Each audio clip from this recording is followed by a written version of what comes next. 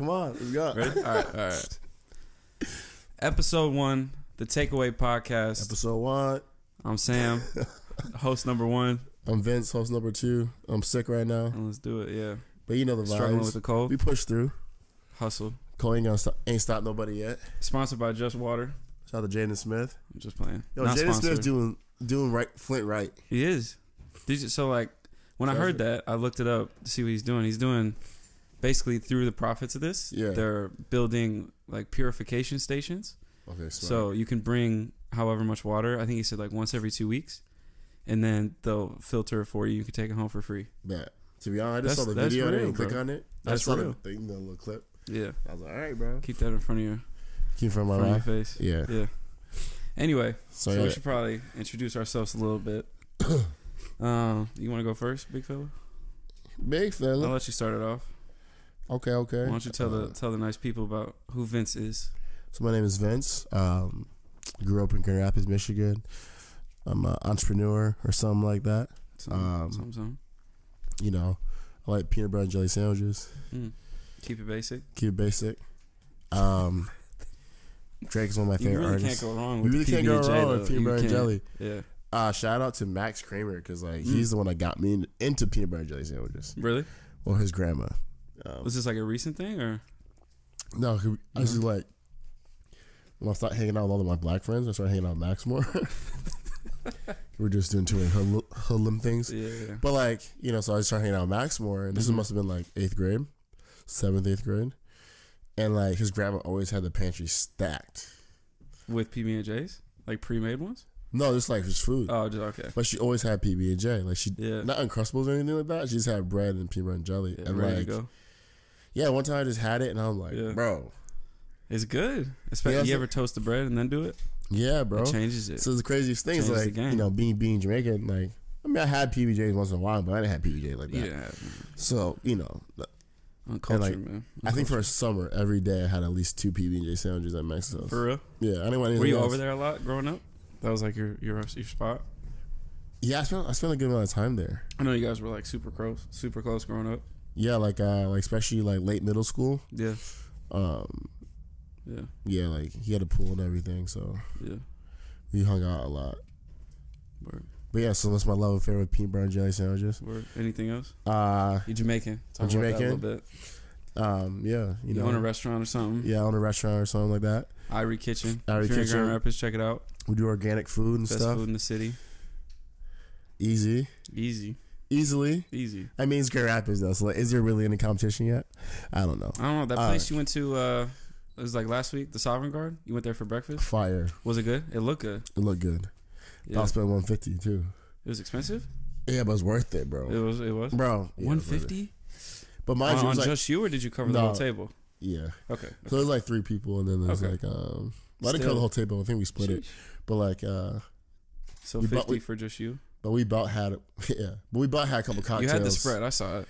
You know, I saw the spread. Yo, shout out to Sovereign Guard real quick. I think his name is Rick, is on there, something like that. I hope I'm not messing that up. But good looking restaurant. I haven't been yet. Oh, they got the vibe, bro. They got outside patio vibes, and they got inside basement vibes. And they got upstairs vibes too. So look, they've got they executed well. Yeah, and their food was fire. Yeah, I'm 22 years old and excited to be part of the Takeaway Podcast. College dropout.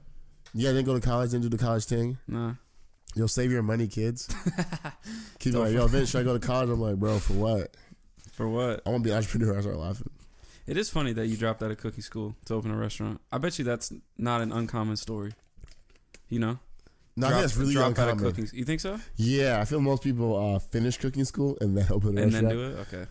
But I feel like whole people story would go, realize they're good, and then just be like, all right, let's just go now. A lot of people are either interested in food and don't know anything, so they come there to learn and really get technique. But cooking school is just like an intro. Like, you got to go work in some restaurants to really want to be a chef. Okay. Like, to really call yourself that, like, you leave cooking school to cook. Okay. You don't leave cooking school as chef, right? So, like, but even that, I flipped a quarter. It was either Michigan State or cooking school. I didn't want to go to school. Yeah. I said, heads, I go to Michigan State, and tails, I go to culinary school. It was tails. For real? Dead ass. Were you going to do business stuff at Michigan State? Yeah, I was probably going to do, like, I don't know what I was going to do. No. I just remember, like, not wanting to go to college. Just accept that $100K debt. I thought it was going to be slick, though, because I didn't actually, signed up for any college or applied for any colleges. My goal was to go travel the world for a year and then come back and just do business stuff. Oh, okay. And I feel like everybody has that thought. Yeah. Like, go travel, but not a lot of people really do it. So actually, I was about to go leave, and my mom was like, "What college you going to?"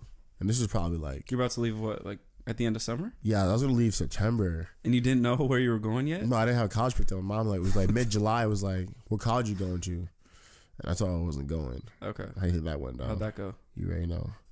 Mom was Vincent, like, bro. "Boy." She was like, "Boy, you better." Did your mom got a Jamaican accent? Yeah, I don't think I've ever talked to her. Okay. My mom got a Jamaican accent, and my dad, bro. So you got a Jamaican like deep impression? Yeah, but I'm sick right now. I know your dad has it. I'll re-up on a Jamaican accent when I'm not sick.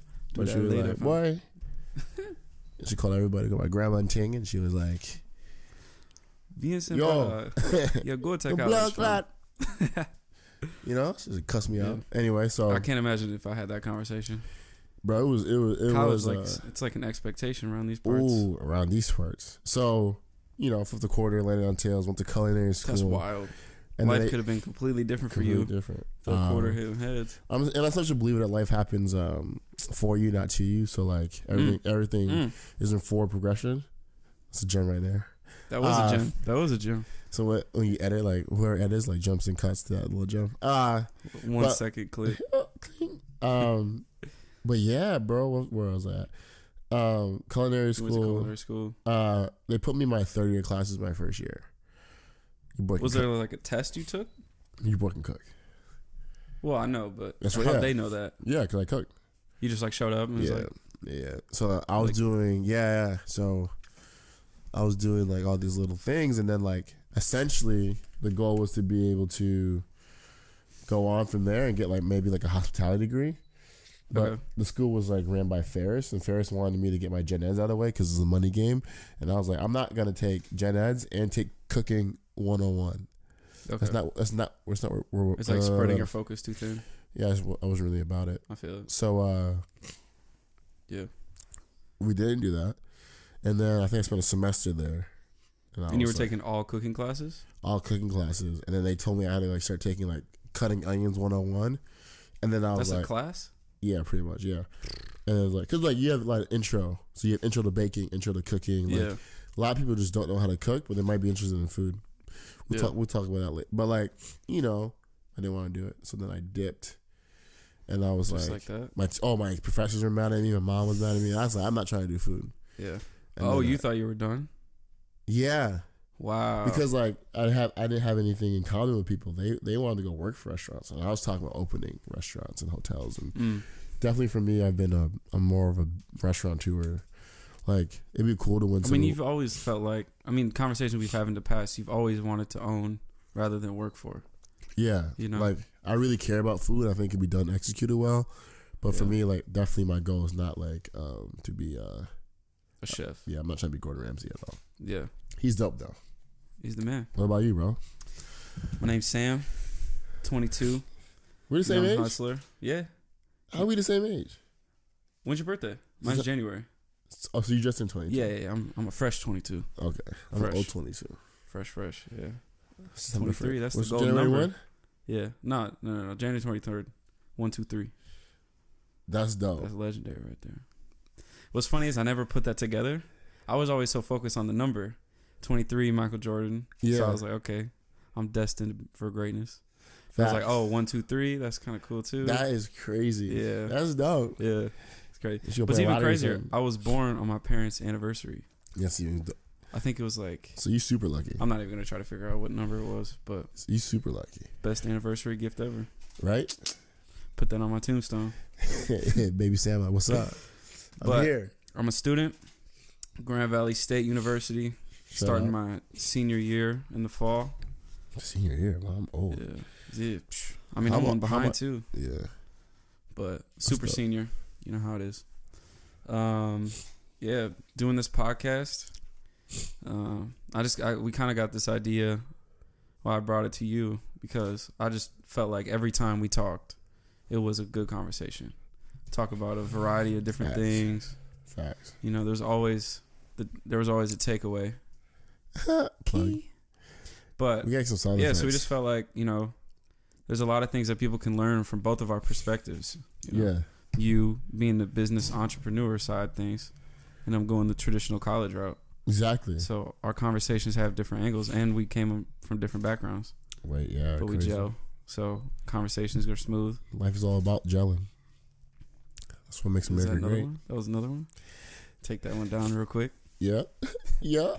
But yeah, so talk about your high school. Talk about going to EK. How was that? Man, I don't really like to. I do enjoy talking about EK, but I don't want to peak in high school, so I try not to talk about it too much.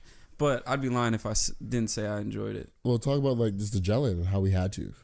Yeah, you don't get that in Grand Rapids. What's it like? I think not saying that is your highlight of your life, but like we're not talking about like, hey, bro, I threw that pass in high school. No. Yeah, just talk about like going to a high school where like. Was it we graduated 48 different countries? Bro, something like that. Come out in West Michigan. We're super white out here. Yeah. Those are all white people, by the way. We're just saying it's super white out here. So but I think there is something special about growing up in that diversity. Come on, like you just kind of make friends. We basically went to college for 4 years. I don't think people realize that. But things you're exposed to. What's your first day? Because there were so many people. You know your first day at EK and what you were exposed to? In your first day. In your first week. Especially because it was the freshman campus, too. You're surrounded by a bunch of young, energetic children. Everybody's trying to be the man. I remember my first week, they were like telling us that last year the kids were shooting out fireworks all through the school. In the school? Yeah, like Austin's generation. They're doing that. So they were coming in hard on us. They're like, hey, ain't nobody. Yeah. I remember like half that the girls. That never works either. Half the girls all crushing on, got pregnant. The other half disappeared. What are you, 15 in freshman? 14, 15. 14 or 15. We're talking about in a matter of 6 months. Remember they had the Froshmore? Froshmore? Yeah, you had Froshmores in the building too, remember? Yeah, I remember that. And you'd always have the like sophomores or juniors that would come to the freshman campus for classes. Exactly. And they'd walk in like they run the building. Exactly. Yeah. But I think it was cool, man, because I remember there was a lot of situations where if someone did something, like, you remember, we won't say names, but do you remember that situation where someone brought a noose to school? And gave it to that one guy? Yeah. There was a white guy, brought a noose, handed it to this black guy. Facts. I'm pretty sure he got jumped by like 10 people. Yeah. But it's like something about that. It's like, no, there was like no tolerance. Exactly. Like we fought, like people at EK were like trash talking to each other. Yeah. But if someone did something like that, it was never tolerated. Yeah, you know? bro. So. Isn't that crazy? It was crazy. And especially if it was someone from a different school. Yeah, don't like, the only people that can talk trash about us is us. Exactly. If anybody else. I remember that all the time. And I see why people get caught up in high school stuff, because I remember going to parties and you're instantly cool if you went to EK. Like, it's weird how that works, bro. I swear to God, you got so much love. It's weird. You like, who do you know here? Like, I don't know anybody from EK. I swear people got you a drink or whatever you wanted. That was the thing about EK though, is no one threw parties in Kentwood. Yeah, no one did. So if you wanted to go to a party, you had to go somewhere else. Why? I always thought that was funny. Why was there so much clout, bro? I didn't even get it. They're like, oh, you don't want to. You didn't earn it. You just inherited it. You inherited the coolness, bro. Until this day, people still living off the EK high. Yeah. I'm like, y'all got to do something else. Y'all grown now. But when you're 14, took it. It's kind of cool. Yeah. High school was crazy, man. I definitely say that if I'm gonna have kids and I stay in Grand Rapids for a long time, I definitely send them there. Facts, bro. Because that diversity, like just growing up around different people, you know how to treat everyone the same. There's no egos because we're all kids. No one has money. Exactly. You know what I mean? Everyone's on the same level. Yeah, bro. Yeah. And the thing was, like, you get used to different things. Like, there was people who listen to country music, or people who listen to rap music, you know, all that EDM stuff. So it's like you can pick and choose so many different people. Because dubstep was hot. At the time. At the top? Yeah. At the time, bro. Dubstep was hot. My man Skrillex was dropping bangers. Skrillex was dropping bangers, bro. We had twerk parties in people's basements. That was a different time. That was Travis Porter. Oh, you remember Travis Porter? That was hot. What happened to them, bro? I don't know. They were the hottest group ever. You had like early Migos too. Early Migos. Yeah, that was before the Drake co-sign. Yeah, bro. You had Handsome Wiz. and Wealthy Fight Night. Yeah, Wiz was at his top. Gucci was hot. Man, the music game was so much different back then. Bro, so much different back then. Yeah, Lil Wayne. Soulja Boy was the hottest rapper in the world. Yeah, Soulja Boy was big, bro. I think he started taking a hiatus during our high school years. Soulja. Yeah, that's crazy, bro. The hiatus thing in music is real. Yeah, Drake came out. Yeah, Drake had some hits, and I was a Drake hater. Like, I think the best. You hated him? I hated him at first. I think what was the tape that had like best I ever had? Was that Houston, Atlanta, Vegas? I'm forgetting his names. Right I think that was the album. Yeah, probably. But I think that one came out in like middle school, which is crazy to look back on. Like, how many of those artists were popping in like high school? Yeah. Which, by the way, is like 4 years ago for us. I don't know if we said that. Yeah. 4 or 5 years ago. 4 or 5 years ago. But it's crazy. Like, there's only a few artists that managed to stay at the top since then. Yeah, you know? Bro. Obviously, like Jay, Lil Wayne, of course, Drake. Obviously, you know, just being the best at your craft anyway is like a lot of work, bro. Like, I'm realizing that. Like, people expect my food to be good every single day. Do you feel that pressure? Or are you used to it now? Yo, like, now I'm a Drake fan. He says a line like, "You feel the pressure, I know the pressure." Like, it's one of those kind of things. Is like you acknowledge it, but you acknowledge it, and like you know it, and then you realize you become the pressure too. Like your hardest critic. Is that what you mean? Your hardest critic, but as you're executing, like you executing, you're applying the pressure. Okay. And pressure, in my opinion, is just like, you know, it's real, but a lot of times it's just an idea, bro. It's just like, you know, the pressure of like being at the top of your game or running for it. Cause I'm nowhere near the top of the game here, but it's just like, you know, like that pressure of like always executing is like, and the pressure to not give up too. Yeah, bro. Like, because people will always ask you, if you close the restaurant today, you get 100 questions over the next few months of like, what happened? What happened? My IRE 2 on the way. That's the thing, bro. People don't know how to come back, bro. They're too worried about L's. But like, turn a loss to a lesson, bro. Exactly. I don't care if my restaurant fails. Let's do something different. The beauty of it is like, or I guess the difficulty really is a lot of people will lose because they didn't try hard enough.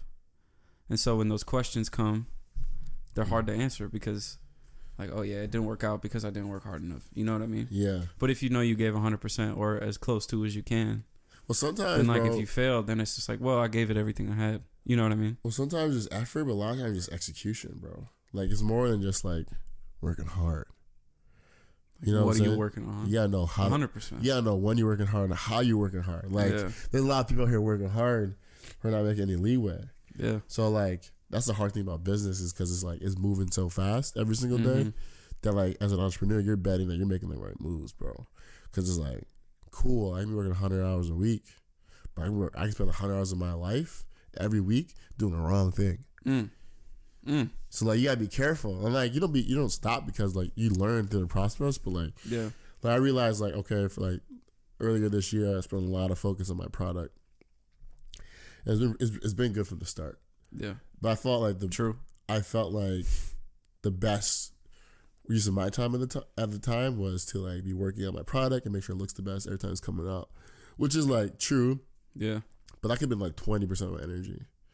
Like 80% of my energy is probably working on my brand and doing like things like this, making connections, expanding, getting into cool things, like doing like what can I do that's worth my 100 hours? Yeah. Because like I can work on making my veggies always perfectly green every single time when I go on the plate, but like that doesn't really help my business other than like maybe someone who comes in with a big follower account might come back. Yeah. You know what I'm saying? Yeah, I guess that's true. So like, so it's all about like what are you spending those hours on, and it's tough too because I'm sure if you talk to some people, they would say you need to spend 100 hours in the restaurant working, and then some people will tell you you need to spend some time doing, you know, like you said, business development stuff. Yeah. So it's tough because you'll get these different answers from everybody. Yeah, and it's just both. It's all about like who you listen to. It's both. Like you're working like the work, but like that's why there's employees, bro. Yeah. You know what I'm saying? Like that's why there's people that. That's tough too, though. How do you get employees that buy in? Well, then now you're management too. So now you're managing employees. How do you get managers that buy in? See, man, that's like. I always tell people that like this business game is different, bro. I just think stressful. It's different. You hire the wrong person, it messes up the whole culture. You gotta fire them, bro. You gotta bring the culture back if you can. Yeah, well, you seen that before. Well, that's one thing you start out with is like creating a really good culture. Yeah, and I feel like I could have worked harder on that from the beginning. We have a great brand and we have a great like inside, but like definitely. I mean, remember I tore my ACL, my MCL my first week. I remember that. The week before I opened my restaurant. So were you out for that time? No, I worked it, bro. You worked? You know, I pushed through. I'm sick right now. I'm still doing the show. Champ. So I wasn't on any morphine either. So I was on pain, bro. Were you on crutches? I was on crutches, bro. I don't even remember. Man, that was a while ago. Did I say that front? It's crazy to think how long ago that really was. Yeah, bro. When's the 2-year anniversary? July 24th. Congrats. We never did a grand opening. We did a soft opening. I remember the soft. Man, you got a lot of buzz off that. That was a good move. Yeah, soft opening was pretty much a grand opening. That was a good move. We about had so many people there. I was like, yo, chill on me, bro. How excited did that make you, really? Or did you not let it? I wasn't excited at all. You didn't let it gas you up? Yet. Yeah. Like, it still has not hit me that I own a restaurant yet. Is that weird? Really? You just feel like it's just your job type? Part, but like I feel like I don't do things for like the reasons that other people might think I do them for.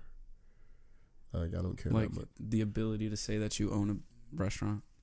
Like, that's not your motivation? Is that what you're saying? Yeah, I didn't do it to say I own a restaurant. Right. I definitely didn't do it. You wouldn't have made it 2 years if that was the motivation. You know what I mean? Yeah, exactly. That's not a good enough reason. Yeah, like, it's like almost like kind of surreal. Like, I'm sitting here every single day like, oh, crap. Like, I went from, I don't want to do food to like, into a restaurant. So, like, for me, it's kind of like, oh, when I think about it, I don't spend too much time thinking about it. It's kind of like, oh, cool. Yeah. Then it's like back to work, and it's like people come to me like, I want to do this, I want to do that. I'm like, bro, like, I encourage you, not support you, but like, takes more than you think. Like, I know that I'm weird. You gotta be weird in the head to like restaurant work, one, and then to also be working like in a restaurant 100 hours a week. Just because it's too much work, or what? Bro, most people work 40 hours a week and they think they're tired. They be exhausted. True. 60 hours a week, they're exhausted. Yeah. I'm like, bro, like, I don't get tired anymore. Until like I think Saturdays. It's different though, because your motivation is different. Like, most people work those 40, 50 hours, and their motivation is the paycheck. You know what I mean? Yeah, they hate it. Probably. And the paycheck's gonna be the same. Exactly. It's not like the harder you work, the more money you make in a traditional business. Obviously, there's sales and stuff like that. True. But if you're just working a regular job, exactly, it's hard. You might get a bonus at the end of the year.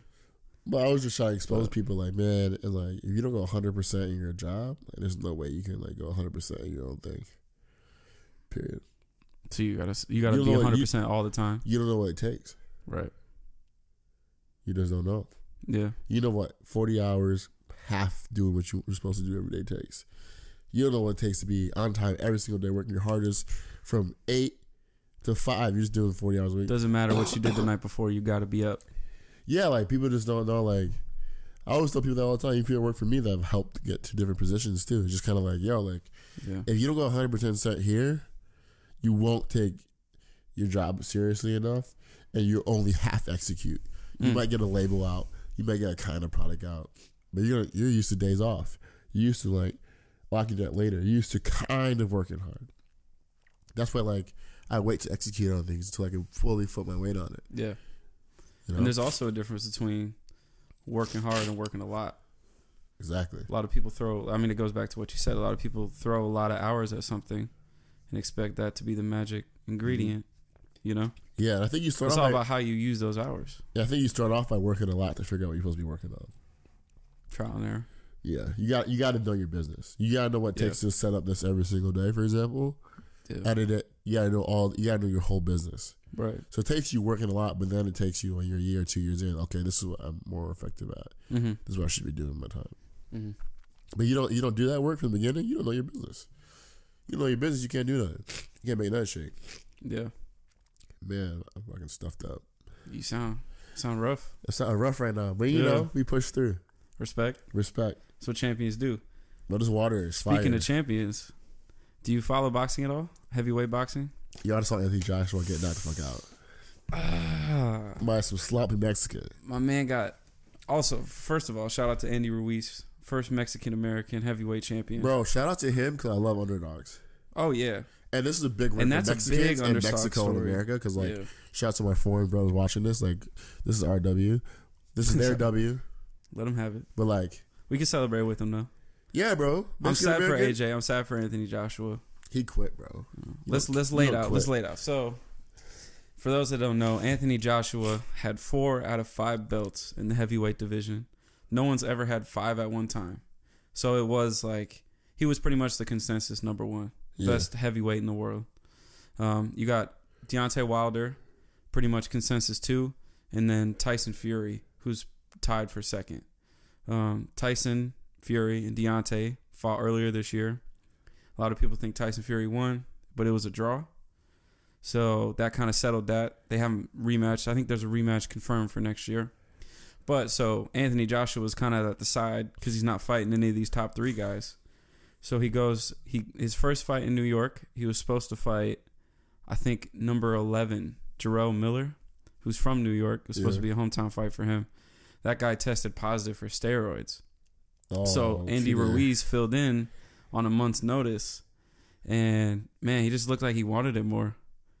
First, I think it was the 3rd round. AJ knocked him down first. So it was looking like Anthony Joshua was going to, take another dub. Yeah. And then he got knocked down twice in that same round after he knocked down Andy. And then I think it was the 7th round. He knocked down 3 times, and the ref waved it off. What's crazy is he lost all 4 belts because he lost 1 time. He was 22-0, had 4 out of 5 belts, loses 1 time, he's got 0. Think about all that work, bro, and it's just gone. See, like, for me, if I was somebody, I wouldn't fight anybody. Sight unseen a month before. You did any research? You didn't watch the tapes? It looked like he didn't watch the tapes. He was letting. So Andy Ruiz was probably 3-4 inches shorter. I couldn't really tell. Yeah, a lot stockier. Yeah, and he was letting him get in close. He wasn't using his range. It's like, what'd you expect? Got caught. See, I only saw the highlights. I didn't watch the whole fight. It was tough. So, like, I don't know too much, so don't blow me up. But, like, from the highlights that I saw, it seemed like he prepped, he spent a year or whatever, 6 months, whatever it was, to fight the other dude. Probably 3 or 4 months, yeah. So, it's like you spent 4 months prepping for the other dude. Yeah. So, your strategy is off one. It is. That is a problem. Like, I think that's a bad move by the management. But, I mean, from their perspective, I mean, the guy was pretty similar body-wise. Yeah. So it wasn't that off, but I mean, no boxer has the same style. Exactly. So it is a different style. And then he got caught and lost. And I feel like... And it was tough, too, because he said he was... The thing was, so he got knocked down 3 times in that 7th round. Yeah. And he said he was good to go when he got back up. Yeah. And the ref still waved it off. So it's like, dang, like he said he was good. Like you should have let him go. But it's like, dude, he got dropped 3 times. Really? Yeah. He got dropped 3 times in like a minute and a half. Like, yeah. Does he really deserve to keep going? You know what I mean? Hard. I feel like for a heavyweight who's won 4 belts, you just gotta let him go. You let him go. And that's what he said. He was like, after the fight, he was like, I don't want to disrespect the judge, but he was like, yeah, like you let me go, Exactly. Let me get knocked out is what he was saying. Yeah. But also, like I said, 3 knockdowns in like 2 minutes. Like you can't really argue with that. Facts. Like you were getting pieced up. Facts, but like you gotta let him get what I mean? Cold, bro. Yeah. You gotta let him. But like, look, listen, it's life. It is. That's what happens in life, bro. He took the L, bro. He did. He took it like a champ. But the good news is, in the contract, since Joshua was like, he's biggest boxer in the world, biggest heavyweight at least, he had the rematch clause in there. Yeah. So there's going to be the rematch. For all his belts back? Hopefully. I'm not sure if Andy Ruiz is allowed to fight anyone else. Yeah. But I'm hoping the rematch goes right away. AJ gets the 4 back. Because even, Muhammad Ali, his first loss was to Sonny Liston, and then he came back and beat Sonny Liston. Yeah. So it could just be one of those stories. No, like, true Hall of Fame heavyweight went undefeated. So it's like, it's different than like Floyd. Because like Floyd set the precedent. Yeah. These lighter guys got to go undefeated. You know? But with heavyweights, I mean, you're one punch away from... Because they're throwing heavy punches. And it happens. They're throwing sleepers. And it's they're throwing NyQuils, bro. They really solid. Throwing NyQuils. But it's crazy, man. Deontay Wilder. 4 or 5 years of work just gone. Deontay Wilder. My man. The American champ. I feel like Deontay Wilder is one of my favorite boxers as of late. Just because, like, what he says, he does. Man, so passionate. So passionate. And he's such a nice dude. And watching... But, like, if you get him riled up... Well, his story is crazy. He got out of jail and he had a box to live. He had a box... He was homeless? Bro, he got out of jail. He had a box to make money, bro. So, for well, it's crazy. He got into boxing because his daughter has special needs. And he couldn't afford... I mean, especially think about those bills. So, he had to do something. And then he went... So, he started boxing. A year and a half in... Goes to the Olympics, gets bronze. A year and a half in.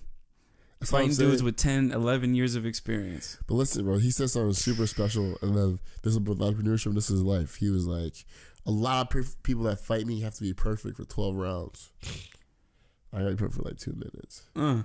Not even 20 seconds. 20 2 seconds. Just bro. give him. All he needs is one punch. I see all this talking on Twitter like, oh, he ain't no boxer. He has no technique. He's like getting knocked out. And with Fury and with the other guy too, he's like, he catches you, bro, you going down. Yeah. I don't never want to experience a punch like that. Can you imagine that? And the crazy thing every punch he throws is a haymaker. With the Tyson Fury fight, he knocked him. In my opinion, he knocked him out, but he knocked him down in the 12th round. Yeah. So he carried the power from the first round all the way to the 12th round. Exactly. So he really only has to be good for 10 seconds. Yeah. And Fury's on some beta blocker or something because he kept waking up. Fury got right back like, boy, you're not okay. No. How do you die and come back to life like that? It makes for the story, though. It's going to make that rematch crazy. That's going to be... It is confirmed. I saw on Twitter it was confirmed. So early of next year, they're going to go at it again. And that's going to be probably like the biggest fight probably in my lifetime. Probably, I think the Anthony Joshua and Deontay Wilder fight would be the biggest fight. I think it depends. If Anthony Joshua, if he loses to Ruiz again and doesn't get his belts back, I think it's toast. Even with Anthony Joshua, people will still want to see the fight. Anthony Joshua without his belts and Deontay Wilder, people want to see. And I hope they don't. I hope they don't push it like the Pacquiao and like Mayweather. Like they push it out too far, way too long. Yeah. It's like no. Like, bro, like for me, if I was Anthony Joshua, I want to go fight Wilder because it's like right now. Yeah. Ooh, no, you got to get them belts back. Fight Wilder first. You got something to prove. No. You don't need think so? them belts, nah. Because if you go fight Deontay, then the rematch clause goes away. Oh, really? Yeah. So he has to fight. Oh, see, Ruiz right now. You're schooling me on the rules. Yeah. All right, fight Ruiz, get your belts back, then fight. So Deontay get the belts back, then fight Deontay. Winner unifies. Winner has all 5 belts for the first time ever. Yeah, because like I feel like Anthony Joshua without the belts is still like people are still watching. Yeah, he's still marketable. I mean, you should have seen him last. Did you watch like the post-fight interviews or anything? No, I didn't see the post-fight. Super humble guy. I think that's everyone likes Anthony Joshua because he's a nice dude. He doesn't really talk trash unless you like egg him on. Yeah. Super respectful. Yeah. He wasn't complaining last night. He was smiling. He understood he lost. Yeah. So he's a nice guy. But that's why everyone wants to see him with Deontay. Because they really haven't been nice to each other. Exactly. I mean, you should have seen what Deontay on Twitter. He was like, last night after AJ lost. Yeah. Deontay tweeted, he was like, he wasn't a true champion. Yeah. He said that. Hit a man while he's down, man. That's crazy. I'm scared of Deontay Wilder, so I'm scared. I would be scared of him too. I think Anthony Joshua was scared of him too. If Anthony Joshua got knocked out by some dude we never heard of, like knocked down 5 times last night. Like, what would Deontay Wilder do? Feel for him. And I just think it just came down to like, came in cocky. He didn't seem like he came in cocky, but that's what it looked like. Yeah. Up to the, I was watching you so much bigger and so much all the interviews, he was like, yeah, I can't take him lightly, And I was like, okay, that's what you want to hear him say. Yeah. That he's not taking him lightly. Yeah. But he came in, he looked like he was taking him lightly. Yeah. He was gassed 2 minutes in. Yeah. You probably thought it'd be an easy fight. That's why you don't, and especially in fighting, don't take anyone light. And that Mexican guy, I keep saying that. What's his name? Andy Ruiz. Andy probably is like, bro, you think I'm not gonna come out? But he's got nothing to lose. He's got nothing to lose. None to lose. I love mess with people who got nothing to lose. I love people who got some scrappiness too. Don't mess with an underdog fighter. Because like now the guy, he has all those belts. He can now really fight for the case. So if he beats Anthony again, like he might. If he beats AJ, then he's in the conversation for top 3 of who's the best. And AJ's not. He's a bad man. People will still want to see the AJ fights, of course. Yeah. But all of a sudden, this guy, he has 4 belts right now. That's crazy. That's crazy. He's got more belts than anybody right now. That's so crazy, bro. Sports. Boxing, you got to put everything on the line. Talk about Raptors, Warriors. Thoughts? Well, I know you're a Warriors fan. I'm a Warriors fan. Yo, I need like some napkins, bro. You need some? You see them tissues underneath that table? You see that little table right there? Coffee table? I'll fill them in about the NBA. Yeah. So, I'm sure a lot of people watch basketball. Raptors are up 1-0. Game 2 is tonight. Crazy. I'm not going to lie, the Raptors, I mean, it was a good game. Kawhi Leonard, who's the Raptors' best player, he didn't play well, but at least offensively he didn't play well. He got a lot of plays made. He didn't really score the ball. But, I mean, you had Pascal Siakam on the Raptors. He scored 32. Marc Gasol had 20. So, it just, I think it's just kind of like the boxing thing. One team wanted it more. I'm a Warriors fan, for those that don't know. Bandwagon. Just kidding. 2012, Draymond got drafted. I became a fan. I got drafted the same year he did. Not a bandwagon. But, Such a bandwagon, bro. Yeah, whatever. So, yeah, you know, I'm confident about the team. And, I mean, something's got to go for their 3-time champions. So you can't just say, like, they lost composure. They've been in this situation before. They know what it takes. I think they're the better team. I think if you go on paper, they're the better team. I think over the playoffs, they've been the better team. You talking about the Warriors? Yeah. I agree. So, I'm not a Warriors fan, but you got to give them credit. That's one of the greatest teams ever assembled. They're the champions? Not one of them. They are the greatest team ever assembled, in my opinion. It's either them or the Bulls. Like the 95, 96 Bulls. Yeah, the 95, 96 Bulls had a great team, but led by Michael Jordan. I think that was the year. But the Warriors had the best team, period. Like, Spurs, for a long time, had, like, the greatest, like... You talking about, like, dynasty? You think this is, like, the best dynasty ever? Period. Like, you just have so much source... You have so much talent. Yeah. But, that's like, the thing. I will agree with you, but I think... They have so much talent, and they all work together. Like... They play nice basketball. That's what I'm saying. Like, you've had great dynasty. The only time we saw a great team like that was the Spurs. Where you had Tony Parker, Tim Duncan, Ginobili... and a couple other characters that Danny Green was a shooter. Kawhi was up and coming at that time. That's the last time you saw a great team. Yeah, like and team basketball. Everyone passed. The Spurs gave a lot Patty Mills was throwing dimes. Bro, the Spurs gave so many dynasties trouble. It's crazy, bro. They're so good. The Spurs are so good at finding foreign talent. Consistently good. Ginobili, Parker, Patty Mills. They're a great organization. It's crazy. They're finding these guys out of nowhere. They know how to win. And they got some younger guys, some up and comers. So what I hate though is just all this Kawhi hype. Have you watched him? Did you watch Game 1? Bro, listen. And throughout the playoffs? Bro, I watched him throughout the playoffs. He's real. He's a good player. He's a really good player. Just good? Just good. That's the only Bro, like, listen, like I've argued with people just on watching him play, and I've argued with people on stats. ESPN and the media has been hyping Kawhi up. By the way, I think Kawhi is a dope dude, and I want to like him. I mean, he's not very likable, if we're being honest. Yeah, quiet dude. He's not like. Well, I like his demeanor. I like his like quietness. I like his like seriousness. Like he's here for a reason. I love that. Like I love that killer instinct. Yeah. That's not what I don't like. I just don't like how everyone's hyping him up and not letting him be great. And it's like, just because LeBron's not in the finals right now and because the Raptors made it in, they're just making him the focal point because he left the Spurs too. And it's like, I was arguing with like a couple people and I'm like, bro, like look at his stats. Y'all acting like he's scoring 40 points a game average.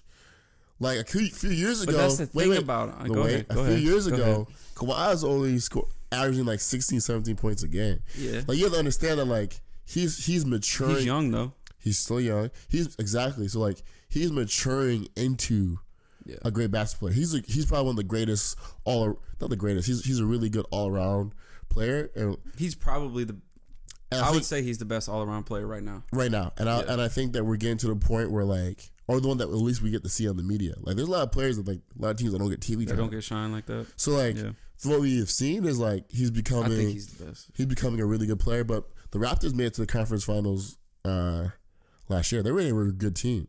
DeRozan just choked. Yeah. He didn't lead the team. The team choked. Yeah. You can't put it all on him. All right, the team choked. Yeah, team choked. So like they're already in championship. So then what's changed? I mean, and there will always be the conversation that Kawhi didn't face LeBron. You know what I mean? He didn't face LeBron. Because that's why DeRozan and all them boys lost last year. LeBron's a problem. I think LeBron beat him 3 years in a row. Yeah, LeBron's a problem, bro. LeBron did not clean LeBron. People are already talking about LeBron's not the best. Bro, LeBron wins championships and people LeBron don't loses understand championships on him. A lot of people really don't understand how much of a difference he makes. Bro, he be averaging 50 points and he's not a shooter, bro. Yeah. That's the thing, like it's not even Kobe, about how many points he averages. He's just a threat. He's just a threat. You gotta double team him. You can't stop him. People like he just runs people over like, bro, could they triple? It works. Why would you not do it? If I was 280, I'd run people over too. 260. He averaged triple. Like he's a bad man, but like Kawhi though. So we'll go back to Kawhi. My biggest thing about like Kawhi, I want to like him and I want to support him, but like I can't dive into the hype. He has to prove himself by winning a chip by himself on a Finals MVP at 24. Yeah, which is crazy. But I want him to prove through the Raptors, like, yo, I'm a really good player. I want to be in the conversation, the best player, and like even the shot he hit on Philly, like, bro, like it was crazy that he made it, but like it was luck. But it was luck, and people see. You understand. You saw the bounce. You saw like three bounces on the rim. I've never gotten a bounce like that. Okay, so that's when people were like, Kawhi hit that shot. I'm like, listen, bro. It was a good. He had space. It was a good shot. If Kobe shot that, it would be net. If Ray Allen, it would be net. Not that shot. I think Kobe could have hit that shot. I think Ray could have hit that shot too. He wasn't. Ray was that clutch. That was a fadeaway too. He's not hitting that. But let's say Kobe, right? And Jordan could hit net. Yeah. So like, there's certain guy. LeBron could hit that net, right? So if he hit that net, then I'll be like hyping it up. Come on, all right, bro. But at the same time, you a bad man to do that. But you got to think, clip it. Joel Embiid was guarding him. Joel Embiid 7'2". But he watch the clip. But his arm, he had to throw it up. You know he cried because he jumped too early. Watch the clip. He was coming down when the ball was going up. Yeah, he quite hit a lucky shot, bro. I didn't see that. That's what happened. The thing was though, like, he had to throw it up. Like he had to arc it the way he did because he had to get over Joel's arms. So watch it. The arc hit the. It hit far, then close. No, then it hit close. Did it hit close first? So that's even crazier. So that's what I'm saying. You hit close rim and it goes up. Then it went up, and then it hit back, but it'll still go down as one of the craziest shots of all time. Respect to Kawhi, and he knows that too. And he can make that shot regular. It wasn't just like some lucky thing he threw up. He took over. He makes that shot. He took the last couple minutes of that game. He took over. So I give him the credit for that. Yeah. But now we got to see through the series. I still think. Yeah, he didn't score the ball well game one. No. But he played all right. And like, I think that's what they understand. But like the conversation, like he does have that LeBron DNA. Of like you give him some players that want to play hard, he made people around him really good. Defensive. That's why Danny Green's a perfect guy to have by him. 3-and-D. Kick him to him in the quarter. Fred VanVleet coming off the bench. And he's just got big. I think Kawhi has proven that. I think a lot of people were thinking. I saw that. That was a good catch. Yeah. But I think a lot of people have been saying for years. Obviously, Kawhi was out last year with the injury. Yeah. But I think a lot of people have been saying like Kawhi should be in the conversation. We just really haven't seen him. Not really, bro. But we haven't seen him lately. People haven't talked about him until now. Because he's been hurt. And then everyone's like, "Oh, he's back. Okay, he's balling." But the fact that he's balling in the playoffs, he left the Spurs. Kawhi and his team are super smart. He was untalked about, and he's putting work at the Spurs. No one talks about the Spurs. So all these people are like Kawhi fans. Like, you bandwagon. Like no one's a Kawhi fan. At least they weren't before. They weren't before. People are now because nobody used to bring up the argument. But at the same time, you got a whole country behind you. You know. So going to the conversation, the NBA is rigged. You think they want the Raptors to win, or you think they want the Warriors to win? It's tough because I think if KD doesn't come back, if I was the NBA, I'd want the Warriors to win without KD. Because then KD's going to leave. You know what I mean? Exactly. I'm a Warriors fan, but I want KD to leave. You think KD's going to come back? No. I just don't think they can afford him. Klay wants max. Klay Thompson wants a max contract. Klay Thompson deserves a max. He deserves a max contract. And obviously KD deserves a max contract. Yeah. So it's like, and I think... In my opinion, Klay is more valuable to the team. KD's a better player, 100%. 100%. They don't not even KD, a question. Bro. But I think Klay is better for the team. They don't need KD. No.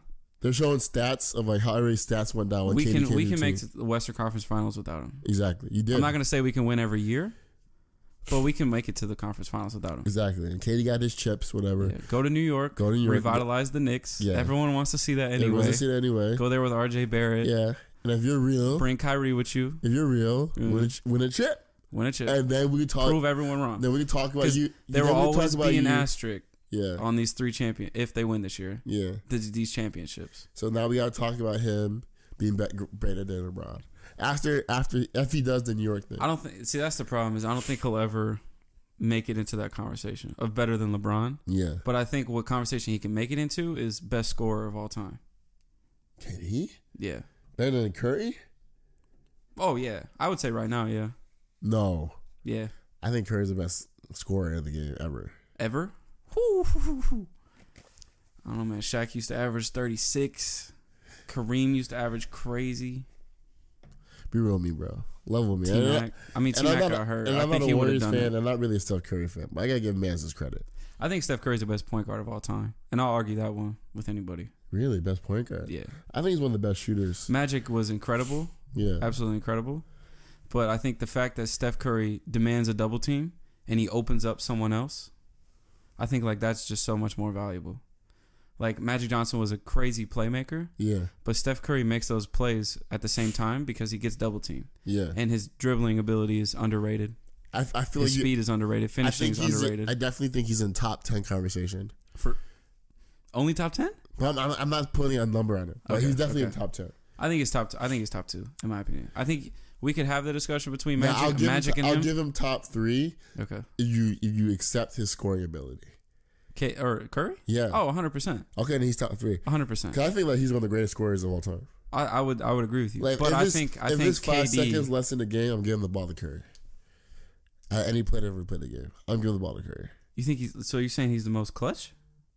Not only he's really clutch, but I just believe that he'd make the shot. Because he can make any range, Yeah. I'm still giving the ball to Kobe, man. I can't Kobe's lie. a bad man. I'm giving it to Kobe. Like, sorry, Kobe. I love you, bro. Yeah. But I'll give the ball to Curry. 5 seconds left. Kobe's got the ball. Max. And Kobe knows how to do it. Because the thing about it, Kobe is even if it's a bad shot, he's still going to make it. Okay, for me. If Steph takes a bad shot, he might not make it. Okay, but I think this is the conversation. 10 seconds. Put a time on 10 it. to 7 seconds left on the clock. You give it to Kobe. Yeah. But if you got a full shot clock, but full 24. No, if you got less than that, you give the Clay. You give it to not Clay. You give it to Steph. Oh, if you just have like one dribble, you got like 3 seconds. You give it to Steph because Steph's gonna clip it. Yeah. But he wants a dramatic like dribble down and like some play, some fade away on a double team. Ball like Kobe, bro. He's gonna embarrass somebody. He's like, fade double away. Team, triple team doesn't matter. He's gonna hit That's it. going in. He's gonna hit it. Yeah. Sports, man. Sports are crazy. What else happened? Tyler the Creator dropped an album recently. Fire. You listen to it? Fire. Shout out to Playboy Cardi. Yo, why did his progression from his first album? Crazy. I think Goblin was his first album. That sounds right. Missed it. Yeah. That sounds right. Which is great. Like if you go back to how he sounded back then. Was it Cherry Bomb or was it Goblin? I think Cherry Bomb was after. Okay. I might be wrong. I forget too. It doesn't matter. Go to his first album, listen to that through, and then go to this one. Yeah. We grew up with Tyler too. Yeah. On like the music tip. Like, he's smart. Because he does it right. Like he didn't jump from the Odd Future sound to this. Exactly. Because people would have been like, eh.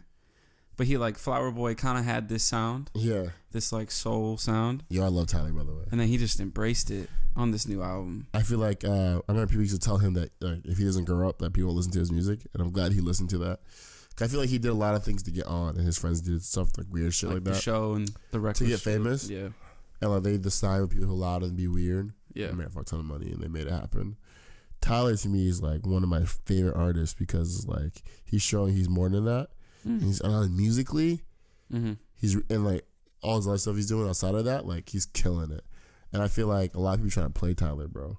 Like he was talking about like a lot of his vocals or like he sends songs out to people and they just don't answer him. Like he was talking about like he tries to get features from people. Yeah, really. And I feel like a lot of people's careers could be saved if they do a song with Tyler. I don't think he's got fans. He's got big fan base. He got cult following because of the show. I feel like the show, obviously, Odd Future. Yeah, everyone liked Odd Future back in the day. You know, Frank Ocean's in the camp, Earl Sweatshirt. Come on now, my man Taco. Like he's Jasper. See, and like we like Flower Boy, we like Igor. Like he's executing musically so well. You can hear him growing up through his music, which is dope. Exactly. That's how I feel about Childish. I feel like Childish Gambino had that same kind of progression. Childish Gambino reminds me. Was it because the internet that was like hard. The pop rap? You know, it was like dope. Obviously, like some of those songs were crazy, right? But that one like got everyone familiar with him. You know, I think Childish. And then he comes up with what was the most recent album? The one with Redbone. I don't think it was called Redbone. It might have been. I forget the name. I don't remember his most recent album. Yeah, it was dope. It was straight soul, straight funk. It was crazy. Like, I feel like Childish has a crazy unfair advantage because he didn't come in. He's so talented. Yo, it's not even fair. Awaken My Love was called. Awaken My Love. Man, that was a good album. Well, yeah, he's just so talented, and like people allow him to make like Campfire, 3005, and Redbone, and like they don't realize it's the same artist. Like people, you're fans of him, you know. Yeah. But you could play those back to back out with people that don't really listen to the music. Yeah. And they would be like, "Who's this? Oh, and then who's this?" But I feel like oh, that's the same dude. But I feel like he stayed true because he came out saying he's not a rapper. Yeah. And people are like, it's funny he's not a rapper, he's rapping hard. But it's like, no, bro, I'm an artist. I'm an artist. His last album, he's singing. Yeah. Yeah, I don't think he rapped on any of those songs. And like, what's that situation? He's singing, bro. Yeah. Yeah, lies. Yeah. Well, like, so like for me is like, well, just think about everything he does. So obviously he's a musical artist. Do you watch that show? Yes. Ooh, man, that show is so dope. His Coachella show, how he released his shoes with Adidas. I didn't even see that. Bro, he airdropped them. And you accepted his airdrop. Yeah. You, like, bro. I remember seeing that. What is this? So if you accept the airdrop, you get a free pair of shoes? Yeah, you get the free pair of shoes. That's crazy. Shout out to everyone who was at Coachella. Whoever accepted the airdrop. I hope you resold every pair of those. How many times people really accept airdrops? That's genius. Bro, how he released it with the summer, that Summertime, whatever the song is called, music video. I think it was called Summertime. Remember he dropped the first clip of it and it was like the Adidas box? Yep. Like, This is like, This America came out, bro. Shocked the world. Redbone is fire. This artist, like, bro. So we got, obviously his stand up is hilarious. He's funny. He does Atlanta. He was funny on Community. Yeah. I didn't really watch the show, but I've seen him on it. Yeah. He's funny. Atlanta's a dope show. He can sing. He can rap. Produce. Artist. He can design. It's just crazy, like how talented that man is. Yeah, bro. And he was in Spider-Man. Shout out to Spider-Man. Have we ever seen I go back in history, like someone do everything? Yeah, has there been an artist like that, or like somewhere like Tupac? That? He was doing the movies like Juice. Tupac was acting. I don't remember the rest of them. Y'all like which is crazy to think about. As young as Tupac passed away, how much he was able to do, you know? Facts. Crazy albums. I think he had two albums, 2 or 3 albums, all crazy. Well, he has so much music, bro. And the movies were crazy. You know, I think he had a little ting with Michael Jackson's sister. I think. Really? I don't know too much about Jackson. I think, is that her name? Really? No, Jada Pinkett. Sure. You mean Will Smith's wife? No. Yeah, he had a thing with her too, bro. Did he? Yeah, maybe. Jada Pinkett Smith. That was Tupac first. Sheesh. Yeah. And then she went to Will Smith, the superior rapper. I mean, bro. He died, bro. Yeah, that's crazy. But I hope they weren't together at that time. Yeah, Pac really did execute on that too. Yeah. But like, did a lot at a young age. Yeah, like me and our friends were talking about how like a lot of people like voice out who they are, and like you kind of find out people who like say that a lot, like they're really not.